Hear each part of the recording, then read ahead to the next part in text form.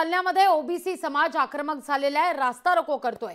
धुळे सोलापूर महामार्गावर आता रास्ता रोको करण्यास सुरुवात झालेली आहे। धुळे सोलापूर महामार्गावरील वडीगोद्री इथं रास्ता रोको आंदोलन केलं जात आहे। वडीगोद्री हेच ते ठिकाण आहे ज्या ठिकाणी लक्ष्मण हाके गेल्या 6 दिवसांपासून उपोषणाला बसलेले आहेत आणि लक्ष्मण हाके यांच्या उपोषणाला समर्थन देण्याकरता, त्यांच्या भूमिकेला समर्थन देण्याकरता या ठिकाणी ओबीसी संघटना आक्रमक झालेल्या आहेत। धुळे सोलापूर महामार्ग हा रोखून धरलेला आहे ओबीसी आंदोलकांनी आणि त्या ठिकाणी जोरदार घोषणाबाजी देखील केली जाते।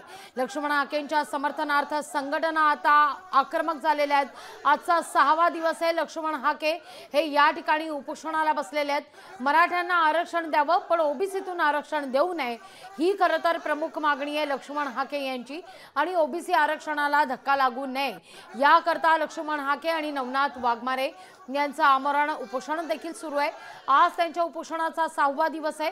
काहीशी प्रकृती देखील खालावली असल्याने ओबीसी समाज आता संतापलेला आहे आणि या ठिकाणी धुळे सोलापूर महामार्ग ओबीसी समाजाच्या वतीने रास्ता रोको करत रोखून धरण्यात आलाय।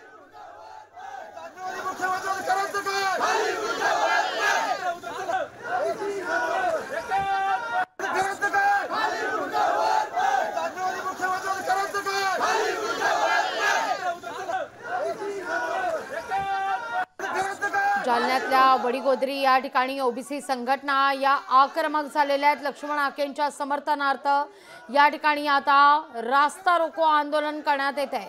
जालन्यात ओबीसी संघटनांचं हे आंदोलन धुळे सोलापूर महामार्ग या ठिकाणी आंदोलकांनी रोखून धरलेलं आहे आणि जोरदार घोषणाबाजी देखील करण्यात येते।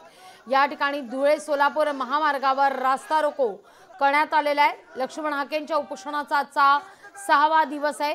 मराठ्यांना आरक्षण देण्यात यावं पण ओबीसी आरक्षणाला धक्का लागू नये ही खरं तर प्रमुख मागणी आहे ओबीसी संघटनांची आणि याकरता लक्ष्मण हाके हे गेल्या 6 दिवसांपासून या ठिकाणी आमरण उपोषणाला बसलेले आहेत आणि त्याच वेळी त्यांना समर्थन देण्याकरता म्हणून ओबीसी संघटना आता रस्त्यावर उतरलेल्या आहेत। आजच्या 6व्या दिवशी ओबीसी संघटना या आक्रमक झालेल्या आहेत, संतापलेल्या आहेत। आक्रमक पवित्रा या ठिकाणी ओबीसी संघटनांनी घेतलेला आहे। जालन्यामध्ये आता पोलीस बंदोबस्तात देखील वाढ करण्यात येते। पोलिसांचा बंदोबस्त देखील या सगळ्या परिसरात आता ठेवण्यात आलेला आहे। या सगळ्याविषयी अधिक माहिती करण्याकरता थेट जाते आंदोलनास्थळी आमचे प्रतिनिधी सुधाकर जाधव यांच्याकडे। सुधाकर, आता नेमकी काय परिस्थिती आहे? निश्चितच लागेल जे आपण जर पाहिलं तर आज आंदोलनाचा 6वा दिवस आहे।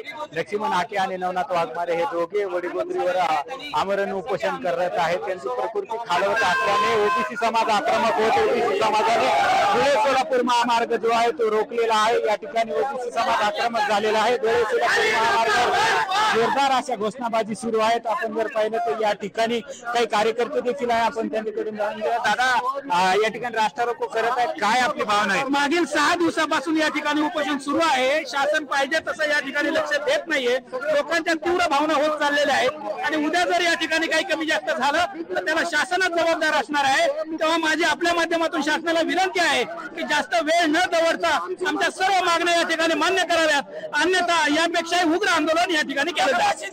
दादा, शेवट कधीपर्यंत हे आंदोलन सुरू राहणार आहे? गेले 6 दिवस झाला आमचे बांधव त्या ठिकाणी उपोषणात बसलेले, शासनाचा कुठलाही प्रतिनिधी या ठिकाणी आलेला नाही। 6 दिवसापासून जर आमच्या बांधवाचं बरं वाईट काही झालं त्याला जबाबदार कोण? म्हणून आता आमचा अंत पाहू नका। हे आंदोलन फक्त आता वडीगोद्री मारत या रस्त्यापुरतं मारत नाही, संपूर्ण राज्यभर असंच आंदोलन पेटलं जाईल। शासनावर असेल म्हणून शासनाला आता आमचा अंत कुठलाही पाहू नये।